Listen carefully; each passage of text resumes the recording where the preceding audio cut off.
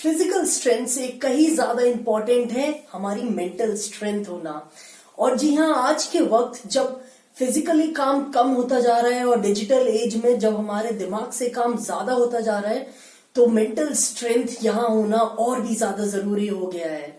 In fact physical काम करने के लिए भी हमें मेंटली स्ट्रांग होना बहुत जरूरी है, क्योंकि सबसे पहले हम दिमाग से थकते हैं, उसके बाद शरीर से थकते हैं। फ्रेंड्स, आज के टाइम जहां डिप्रेशन, एंजाइटी और फियर सोसाइटी में इतना ज्यादा बढ़ चुका है, इस टाइम हमें अपनी मेंटल स्ट्रेंथ बढ़ाना और ज्यादा जरूरी हो गया है। So I Ankit Purohit welcome you again on this channel and today will be talking about कैसे हमारी मेंटल स्ट्रेंथ को और स्ट्रॉन्ग करना विथ हर मेटल मॉडल। जी हाँ, मेटल की तरह स्ट्रॉन्ग बनना। तो शुरू करते हैं हम अपने मेटल मॉडल से, जिसमें सबसे पहले आता है M, and M stands for mindset. जी हाँ, हमारा माइंडसेट कैसा होना चाहिए।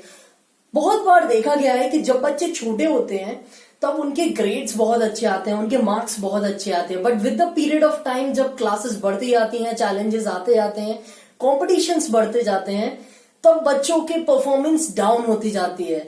बच्चों को यहां से क्या होता है कि धीरे धीरे डिमोटिवेशन आने लगता है, उनके रिजल्ट्स पहले से कम आने लगते हैं, और अपने आप को थोड़ा सुपीरियर प्रूव करने के लिए बच्चे उन चैलेंजेस को, मुश्किल चीजों को फिर अवॉइड करना शुरू कर देते हैं, और धीरे धीरे ये एक हैबिट बन जाती है। फिर वो धीरे धीरे मुश्किल चीजों से उनका इंटरेस्ट भी चला जाता है और वो कोशिश करना ही छोड़ देते हैं। और यही बेसिक रीजन है एक ग्रोथ माइंडसेट ना होने का, जिसको हम बोलते हैं फिक्स्ड माइंडसेट होना। तो ये लोग ये सोच के रह जाते हैं कि कोई हमारी बदनामी ना हो जाए, ये बोल के कि इतनी मेहनत करने के बाद भी इतने फेलियर्स हो रहे हैं, तो इससे अच्छा ही है कि मैं ये दिखाऊं कि मैंने कभी ट्राई ही नहीं किया है, जिससे कि लोगों को लगे कि उसने तो कोशिश ही नहीं करी, तो अगर कोशिश करता तो शायद हो जाता। जबकि यहाँ हकीकत उल्टी है। लोगों को अगर आप पसंद नहीं आएंगे, वो आपके माइंडसेट और आपके पर्सनालिटी से होता है, ना कि आपकी कोशिश करने के एटीट्यूड से। हर कोशिश करने वाले के एटीट्यूड को दुनिया सलाम करती है। तो यही जो जरूरत है वो है ग्रोथ माइंडसेट की। और ग्रोथ माइंडसेट ये कहता है कि हमें हमेशा अपने टैलेंट्स और अपनी सफलता अपने हार्ड वर्क से देखनी चाहिए।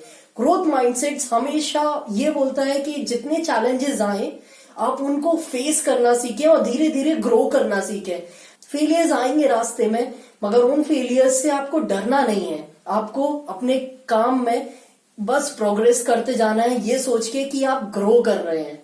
Next comes E, and E stands for energy channelisation. इसका मतलब यह है कि हम वहीं अपनी एनर्जी लगाएं जहां हमारा कंट्रोल हो।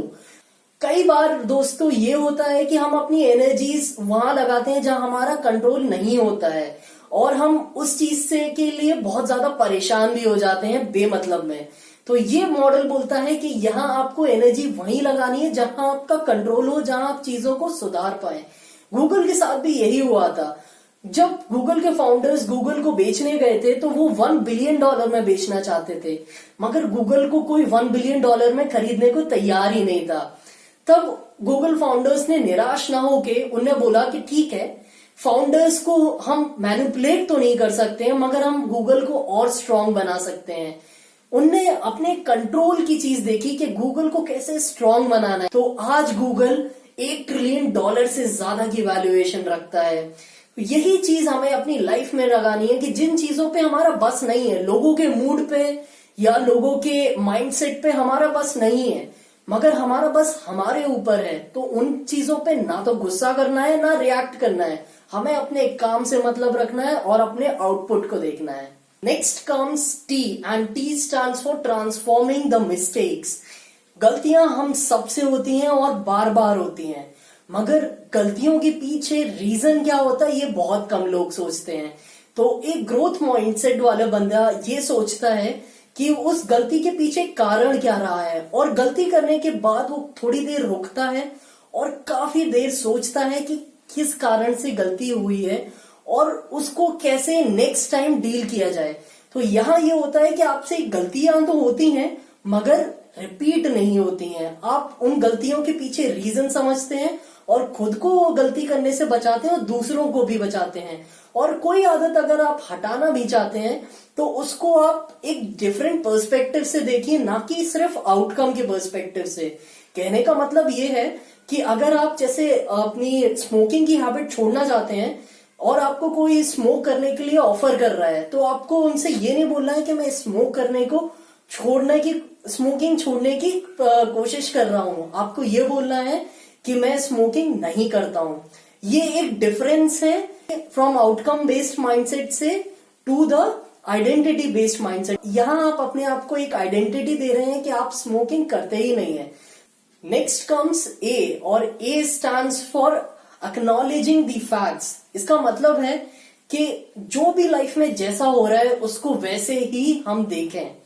ये नहीं सोचिए कि दुनिया आपको कुछ ओ करती है, दुनिया आप पे आपका कोई एहसान है दुनिया पर। आप ये सोचिए कि आप भी एक नॉर्मल आदमी है और अगर आपको सफल होना है तो आपको खुद ही मेहनत करनी पड़ेगी।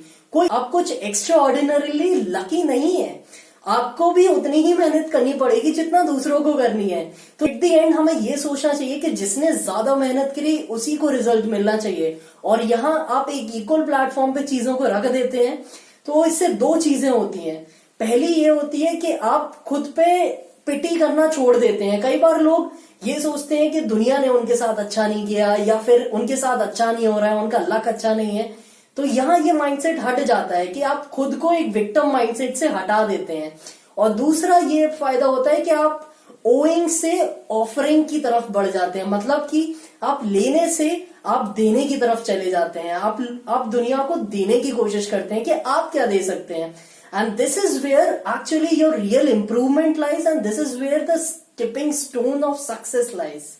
And the last and very important thing from this model is L, which stands for leaving. Leaving का मतलब है चीजों को छोड़ देना जब वो कंट्रोल से बाहर हो। मैंने बहुत बार देखा है कि लोग जबरदस्ती रिलेशनशिप्स को खींच रहे होते हैं, फेक फ्रेंड्स के साथ रहते हैं और ये प्रिटेंड करते हैं कि जिंदगी में हर चीज नॉर्मल है और उस चीज को एक घिसी पिटी जिंदगी को खींचते ही चले जाते हैं। एक्चुअली यहाँ ये होता है कि हम बाहर से तो दिखाते हैं कि चीजें सब अच्छी हैं, मगर अंदर ही अंदर ये सारी चीजें हमें अंदर से खोखला बना दी जाती हैं। और यही मेन रीजन होता है हमारे डिप्रेशन का, एंजाइटी का। तो जब भी आपको लगे कि आपकी बस हो गई है, आप आगे चीजों को नहीं बेयर कर सकते हैं, चीजों को छोड़ना सीखिए। और जी हाँ, ये बहुत अपोजिट है जो हमने आज तक सुना है कि winners never quit. Actually, winners do quit, and they do quit the wrong things. You have to take up the right things and always learn to quit. चीजों को मना करना ज्यादा जरूरी है चीजों को हाँ करने से। तो ये था हमारा मेटल मॉडल जो कि आपकी मेंटल स्ट्रेंथ को बना देगा मेटल की तरह स्ट्रॉन्ग। एम था हमारा, it standard for having the right mindset. E for energy channelisation. A for transforming the mistakes, A for acknowledging the facts, and L for leaving the things. तो ये model मैंने सीखा था भगवत गीता से, और भगवत गीता मैं बोलूंगा कि मेरी लाइफ का एक कांस्टेंट इंस्पिरेशन, मोटिवेशन और गाइडेंस के रूप में रही है। ये बुक सिर्फ एक रिलीजियस बुक नहीं है, ये बहुत सारी चीजें लाइफ में प्रैक्टिकली सिखाती है। और जैसा कि जो आज हमने खुद ही एक मॉडल सीखा, वो बस इसका एक छोटा सा अंश था। तो ये वीडियो आपको कैसा लगा? अगर आपको ये वीडियो अच्छा लगा तो करिए इसको लाइक, नहीं तो डिसलाइक। और नीचे कमेंट बॉक्स में हमें बताइए कि कौन सा पार्ट इस मॉडल का आपको सबसे अच्छा लगा और नेक्स्ट वीडियो हम किस चीज पर बनाएं। So till then take care of yourself. Hare Krishna.